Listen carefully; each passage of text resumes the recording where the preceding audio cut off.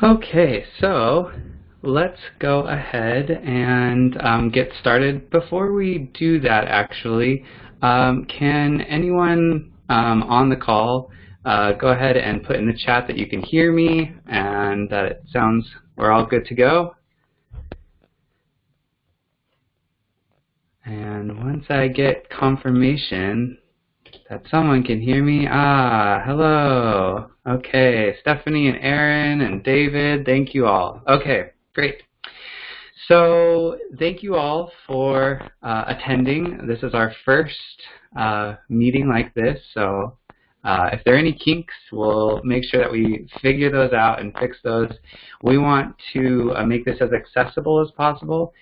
We know that we're all over the place in terms of location, so we wanted to give people a chance to get together and meet each other and talk to each other and network in a way that didn't have any geographical barriers. So thank you for attending the first meeting, and we will continue to improve this process, maybe pick some different times during the week so that more people can attend. And we are currently in the process of planning out our next, the series of e-meetings covering different topics, and we'll get to that later. So today's topic is the value of your GSCC membership. And I am Lars, and there I am again 2 times. For those of you that don't know me, which is probably some of you out there, I started singing when I was in kindergarten, and I joined the school choir, and my dad actually would come in and help me read because I could hear what I was supposed to sing, but I couldn't read the words. So I've been singing since I was in kindergarten. I joined Columbia Choirs of Metropolitan Seattle, which is based in Redmond on the east side, when I was 10 years old. And I aged through the various levels of children's choirs and youth choirs. And I'm currently in the adult choir of Columbia Choirs, which is called Concord. I am also the marketing director for Columbia Choirs as well. And most recently, I joined the GSCC board just in January, and I am the new membership chair. So this is one of my first big initiatives to try and get the membership to connect more and give more opportunities for us all to work together to make our network of choirs stronger and better in Seattle and the Pacific Northwest. So the agenda. First, I'm going to cover a little bit about what is GSCC. Then we'll talk about membership eligibility. You are all eligible because you have attended and you got this email. You've already gone through this process, but I just wanted to cover it. Then the meat of the presentation will be around the benefits of being a member. And we've done some work on the board to better define. We're starting to better define what your member benefits are and be able to communicate those so that you are getting the full value for what you're paying for and your participation. Then I will cover member responsibilities. So we give you value, and in return we ask for a few things from you. And then finally we'll do a Q&A, and we can do a Q&A over audio if you have a headset hooked up, or we can do a text chat Q&A. We'll save all questions till the end, and we'll start with member questions and then go on, and you can ask anything about the consortium, and I will try and answer, and if I don't know the answer, then I will find the answer and get back to you shortly. So first of all, you should all know this, but what is GSCC? So the Greater Seattle Choral Consortium was founded in 2010. And we are now up to 84 or 85 choirs around the area, from Bellingham down to almost the border of Washington, and we have folks out on the coast and to the mountains. So we really are a diverse group geographically, and also what our choirs look like. We have barbershop choirs, youth choirs, community choirs, professional. We have just sort of this amazing group that we've put together, and we're continuing to grow. We are a 501c3 nonprofit, which is great for fundraising and for collecting donations and all those things. And our mission is to promote the choral, sorry, my microphone is blocking the words here, the choral art in the greater Seattle area through collaboration, public awareness, and performance. So membership eligibility, all of our current members are choral members, so that would be you, and that is any independent organization active in the performance of choral music, the keyword there being independent. All member choirs must be legally located in Washington State and must hold their rehearsals and main stage concerts in that geographic area that I talked about. But we also have this associate membership, and this would be for any individual not a part of a choral group, a choral member, that wanted to plug into our network and be a part of the conversation, but weren't doing that as a choir. So we'll talk a little bit about what the value of that membership type is in a little bit. So here we have the choral membership benefits. So we've broken this down into 4 main groups or buckets.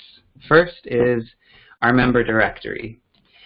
Just being a part of the GSCC and putting in your information puts you into our member directory.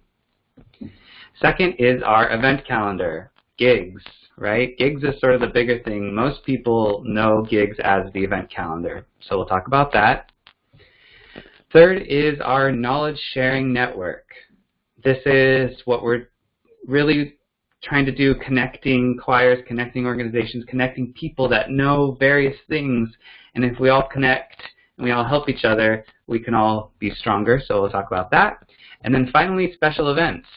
So some of you probably know about the Seattle Sings Festival. We have other special events throughout the year that are also available to our members and are really great opportunities to share music and to share space that we don't normally share, being in all these different locations.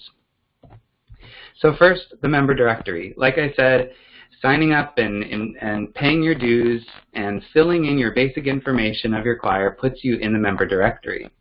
And we have a few ways that people can search that directory, actually. We have a new choir browser. The choir browser is a sortable way to look through our 84 members, and I'll show you that in a second. We have our choir finder, which you may have heard about. This is a way for someone to actually go in and say where they're located, when they'd be available to rehearse, and actually find choirs to join or to attend concerts of. And then finally, we have our weekly featured members. So this is once a week. We pick at random a member choir and we put them on the front page, and we feature them and we show them to the public, to anyone that comes to our website. So let me switch over here to the internet. And this is seattlesings.org. Hopefully you're familiar with it. This is the home page. And first I'm just going to show you those member directory pieces that I talked about. So up here in the navigation under our member choirs is our choir browser. Browse member organizations. By default, member organizations are listed alphabetically, so you can see that. We start at A. We do have 84 active members at the moment. And this is a really nice view to be able to see logos and the names and how long choirs have been a member. You can actually click in here and straight to your profile page, so you can look at that. So folks that come to our website that are looking for choirs can browse and do some research. But the cool thing here, besides listing alphabetically, is you can now sort the choirs by these various criteria. So let's say I wanted to see anniversaries of choirs. So we list every 5-year anniversary for this current academic year and for the future. So we have a choir here, Northwest Chamber Chorus, coming up on their 50 years. In June. So this is a fun way to see of course, the most fun is the Norwegian Men's Chorus, 130 years coming up in 2019. So this is a fun way to see how long our various organizations have been around and what we're all doing. You can also sort by size and style and age. So maybe I'm looking for a men's ensemble. So this is a really cool to sort through and see sort of our big picture of who we all are. Then we have the choir finder. And like I said, this is a search tool. So let's say I'm looking for a choir that rehearses on Wednesdays, and I am in Sammamish, and I am looking for a mixed male-female and adult. And then I can see, oh look, here are 4 choirs in my area that suit all of my criteria. So this is really fun and a great way for people that are new to the area or looking for a new opportunity to search through all of our members and find a choir that's right for them. And then finally, I talked about the weekly featured member that's back on the home page. This week's featured member is the Norwegian Ladies Chorus of Seattle. And so folks can click in here and learn more about them from their profile. So that's the member directory. I'm going to jump back into the presentation here and move to the event calendar. So you get emails about this, I'm sure. Update your events, put your events into gigs. The event calendar is really awesome because it takes all of our events and puts it in one place for singers and artists and musicians to look at, but also the general public to say, hey, I want to listen to some choirs. What's in my area coming up soon? So we do have an online calendar that's searchable, and I'll show you that. We also put together a PDF document, a printed calendar, that we ask you to distribute in your programs, and we'll talk about that in a second. We do a weekly blast on social media, on Facebook and Twitter, about this week's upcoming concerts, which is really awesome and a great way to engage. If you have a Facebook page, you can engage with that and say, hey, that's our concert, looking forward to it. And that sort of creates that network on Facebook. We also have Twitter. And then finally, we have a weekly email that people can sign up for that puts out the upcoming concerts, just like the homepage. So let me switch back to, I'm going to go to the homepage here. So right up front on the homepage, you have the event calendar. So these are all of the events coming up for this week starting, and I can see all of the concerts and their information and ticket links. If you've put a ticket link in your event on gigs, it'll show up here, a direct link to buy tickets. If you scroll down here, we also have these new events, and I'll show you a list of all of the events in a second, event types, but these events that aren't concerts but are maybe auditions or fundraisers, auctions, master classes, these will now show up in our list of events, and people can click in and find more information. So that's really great. So this is our online calendar, and this is just a great way, like I said, for people to find your events, to share your events with other folks, and really fill all of our audiences. That's the goal. The second is the printed calendar. So this is that PDF. And we update this PDF. So here the last update was on April 2nd. As people kind of put more information in, we put out a printed calendar twice a year, but as people put in more information, we will update. And this is, let me let this load here, a great overview of all of that information that's on the online calendar into one printed document. So this is 2 pages. We have 84 choirs. We have a lot of concerts going on. And here you can sort of drill down and see, oh, the Seattle Peace Chorus has a concert on June 2nd and 3rd. And then go back to that online calendar and find out more information, find ticket links, find all of that. Social media, I'll just let you go and find Greater Seattle Choral Consortium on Facebook, and you can see the posts that we do weekly about the upcoming concerts. And then the weekly email. And the weekly email looks kind of like this. So it starts with the featured member at the top, and then it has the events underneath for a couple weeks, I believe. And people can click into that and find out more information about your concerts. I just wanted to point out a couple other things here on the home page. There is a download concert list. That's that printed calendar, so easy link right there. And people, anyone from the public, if they click on sign up for weekly emails, can put in their email address here and get that weekly email of concerts and be notified. Okay, back to the presentation. So I talked about all of our event types, so this might be something that you don't know. I sure didn't know this till recently, that these are all of our event types. So we have concert, special performance, sing-along, fundraiser, open house, audition, masterclass, lecture, camp, and other.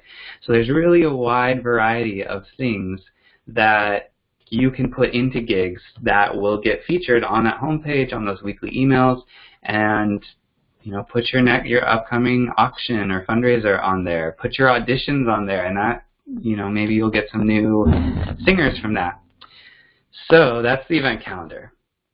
Moving on, knowledge sharing network.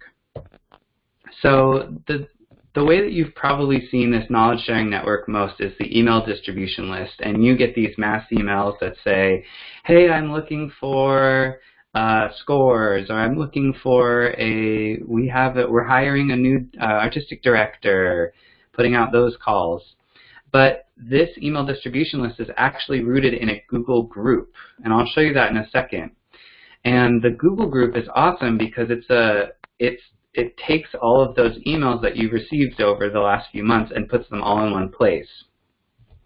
Let me actually flip over to the Google group. So I've logged into my account that is associated with Google and with gigs, and if I click into Greater Seattle Choral Consortium members, I can see a list of all of the topics that have been emailed.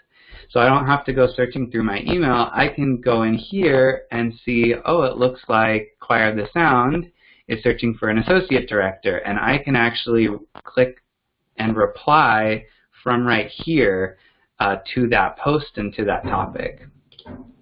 So that would be a good way to go in and be able to search what's been talked about, be able to reply to people, and we will continue to build this functionality out and kind of start creating more of a forum that you can go into and interact with. But the email list is a great way to easily send this information and have this conversation with the greater group. So that's gscc-members@googlegroups.com.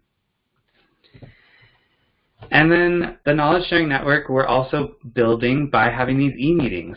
My vision is that we will start to drill down into more specific topics that will benefit various types of people. So maybe the administrative side, maybe the marketing side, maybe the artistic side, maybe we talk about nonprofit information, those types of things. So this will be a great place for us to get together and have conversations live as opposed to just over email. And when it comes to this knowledge sharing network, we're starting to build kind of these ideas of what we think people want to talk about, and we really want people to start getting active in the email and having conversations that really benefit everyone. So maybe you're posting about discounts to your concerts. Now your concerts themselves are already in gigs, so you don't have to post about your concerts, but if you're going to offer a discount for GSCC members, maybe this is a good place to do that. Open positions like we saw, we have a lot of open positions that have been posted in the last few weeks, so that's a great place to share those and to get the word out. If you're doing a well-known piece coming up and you want to share scores instead of buy them, this would be a good place for that. Also looking for referrals. Hey, I'm looking for a flautist. I'm looking for a soprano solo for my upcoming concert. I'm looking for venues. We all know finding venues is a lot of fun. Organizational support. Hey, I have this question. How do you do this? Also collaborations. getting together and doing concerts with other GSCC members, other special events, leveraging all of our individual knowledge and resources together.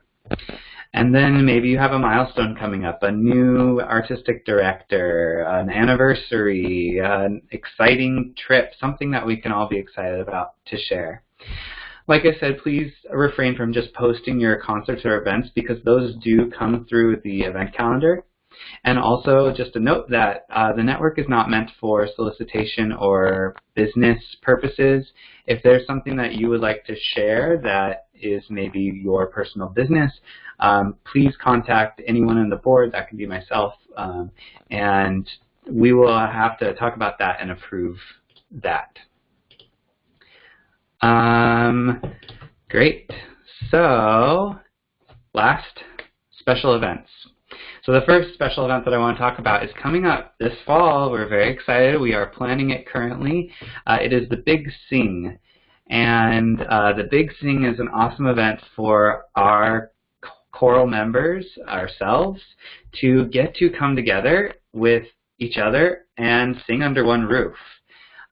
So this year's Big Sing is going to be October 20th, 2018. We're going to start sending out information to get that on people's calendars. But we're very excited about the Big Sing this year. We are planning it right now, what the repertoire is going to be. We'll share direct conductors, so people will have the chance to conduct movements and pieces, and we hope to have a massive choir that all comes together and gets to sing together, and maybe we're going to do some social events to get all of our singers together and talking and laughing and singing. So we're really excited. Second is the Seattle Sings Festival, and some of you have probably participated in that. That happened last year, and it'll be happening again in fall 2019, so something to think of into the future about. And then the annual meeting. As a nonprofit, we have an annual meeting once a year, and all of our members are invited. And we really want you to be thinking ahead about attending that annual meeting. It's the last Sunday in January. This is a time for us all to come together and realign what our mission is, what our goals are, vote on members, vote on budget, and we have some really exciting things coming up. So next year's annual meeting will be really important to have all of you there. So if you want to put that on your calendar, if you think that far ahead, please feel free to do so. So I wanted to just touch briefly on the associate membership for those of you that maybe have seen that before and not quite sure what that is. Basically, it's comprised of two of those four things that I just talked about. The first is the knowledge sharing network. So being an associate membership gets you into that Google group, that forum, also gets you on the mailing list, and allows you to be a part of that conversation. So if an associate member, if there's someone in the choral community that's not part of a choir that wants to be part of that conversation and maybe wants to look for jobs or look for referrals or look for any of that, they can do that. And as an associate member, you also have access to those special events that we talked about, so Big Sing and Seattle Sings, and just being a part of that conversation. Member responsibilities. Like I said, it's really important. GSCC provides this greater value for our whole choral community, but in return we ask for a few things. It's the only way that we can really leverage all of the amazing tools that have been built for GSCC. So first is, please keep your profile and your events current on gigs. So if you have a new artistic director, a new manager, a new executive director, please go in and update that contact information. That's how we communicate with you. If you have a new website or you have a new information or a new choir, please go in and update that. That'll build out that choir browser, choir finder.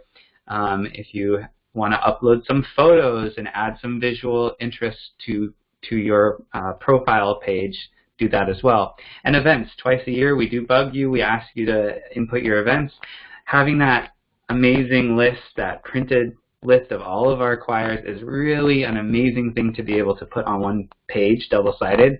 But without your dates and your information, we can't put together that PDF. So that's the first responsibility.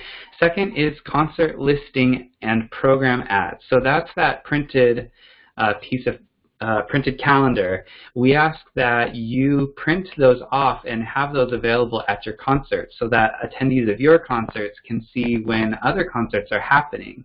And if you don't have the resources to print those off, we do have the opportunity to put a program ad in your program. And I'll show you that back here on our website in the members only area.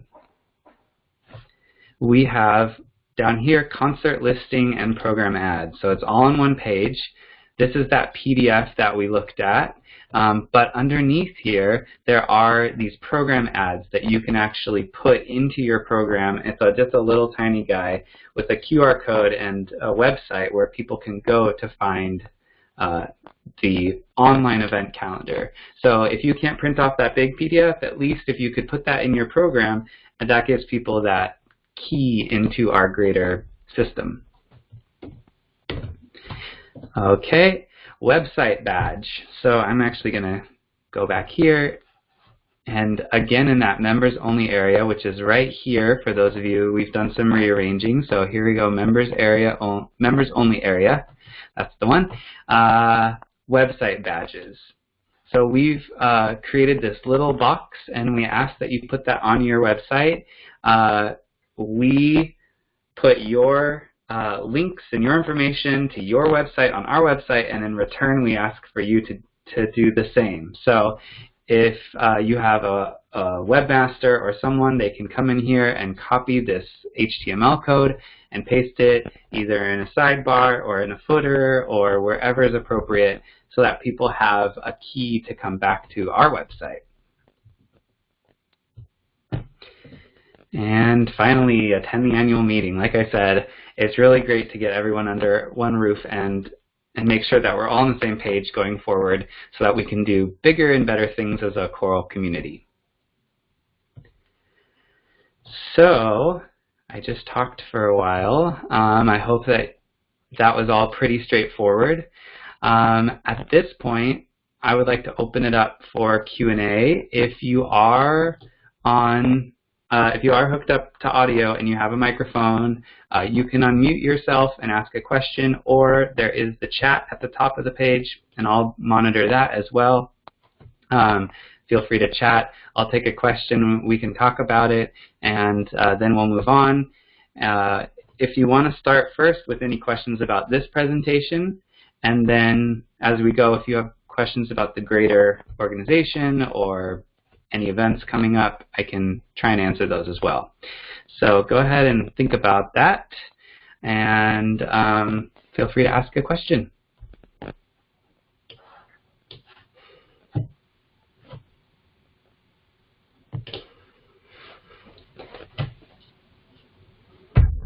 And if there are no questions, then we can all go and enjoy the weather. We will be putting a recording, like I said, a recording of this on in some place. We'll send out a link so that you can share this with your organization, other members in the organization. So David wants a little bit of clarification here about an associate member. So he says, so an associate member might be like a conductor moving into the area and looking to make connections. That is a great application of associate member. Someone that is wanting to make those connections, is wanting to link into our knowledge sharing network to find their footing here in the city. It could also be potentially a grad student or a musician that wants to link into our community, that wants to sort of be able to see what people are talking about. That would be another application of an associate member. Just anyone not currently associated with a choral member, or a member choir, I should say. Great question. Hi, Kathy. So Kathy's question in the chat is, would I be the associate member or my choir? So your choir is a choral member. And if your choir is a choral member, then you are a member just automatically. The staff and the artistic staff in your organization are all members, and even your singers are members. If your choir is a choral member, you are all a member.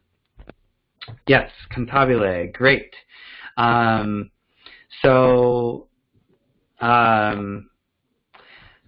Just let me see here.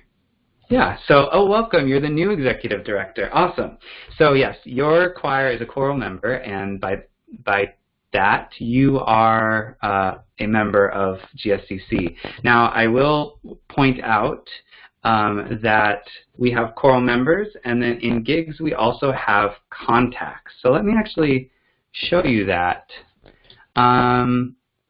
just in case that might be helpful for anyone. So you will log in. I here have an admin access, so I'm going to go in to, I am also a contact of Columbia Choirs of Metropolitan Seattle.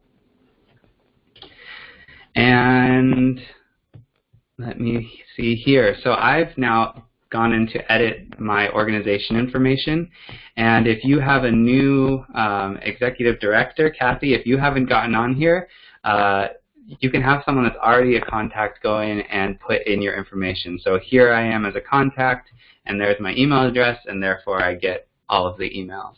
So if that's something that you need help with, you can reach out to myself or gigs at seattlesings.org, and we can help guide the way for you.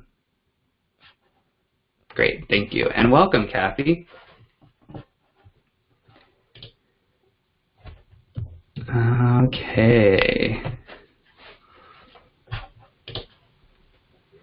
Any other questions about membership, about this presentation, or just generally about the organization?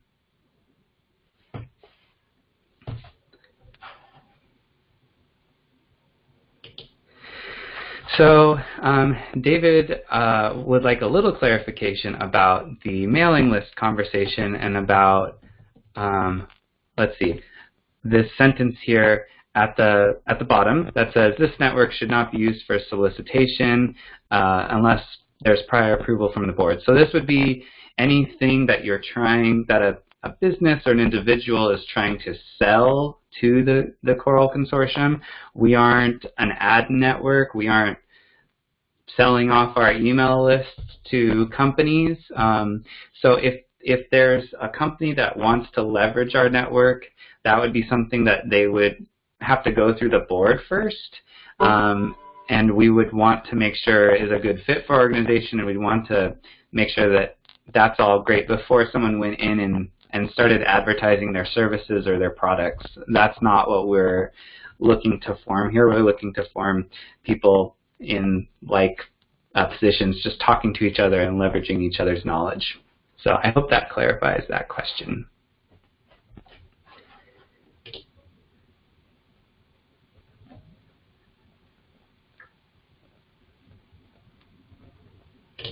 That's a good question. So Kathy, along the same line of questioning, Kathy is asking, what if a member choir is selling something as a fundraiser, like black folders or other music stuff? I think that would actually be a fine application, and if there's any objection to that, we can discuss that as a board, but I think that that's a great application. We all want to find ways to support each other and make sure that we're giving back to the greater community. So that could be a great, if you're announcing a fundraiser drive, you know, email a group or put it in the Google groups, and people can decide to engage and take your information and give it to their members. Yes, Kathy's saying it is a case-by-case basis. If you ever have a question and you're like, this might be writing the line, just email myself or membership@seattlesings.org, and we will take care of you for sure. Great. And I hope this was easy for everyone to get it to access, and that you were all able to hear and see. It seemed like no one had too big of problems, so that's really good. I guess if there aren't any other questions, I would love to ask. We are starting to plan this series of e-meetings, like I said. So we have some ideas of topics that we would like to maybe present on, or have people come in and present on. Is there anything that you would like to see a presentation or have a conversation about?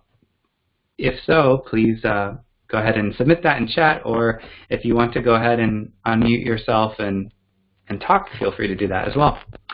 We'll be collecting our thoughts and announcing the next meeting. It'll probably be at the end of May, which I know is a busy time for a lot of folks. So we'll try and find a good time for folks to get together and have the next conversation. I'm hearing tips on using social media and marketing might be useful. Maybe a presentation on vocal health, and especially when a certain sound is being asked for by the director. So maybe we can get an expert in here about vocal technique and vocal health, and that could be something that you could share with your choir members as well. And Erin is saying that it would be helpful, since we are a nonprofit and we have a lot of nonprofits as part of our group, that maybe some board member training, how to be an effective board, how to form an effective board, might be really useful as well for members. So that's definitely on our radar. And thank you, Stephanie, for your thanks. Recruiting new members, David says. Yes, that is at the top of all of our minds, I'm sure, especially as a lot of us end one season and are thinking to the next. Let's see. Great. If there are no more questions, then I am going to end this meeting. Kathy's going to go into the garden. I'm going to go out and get a little fresh air myself.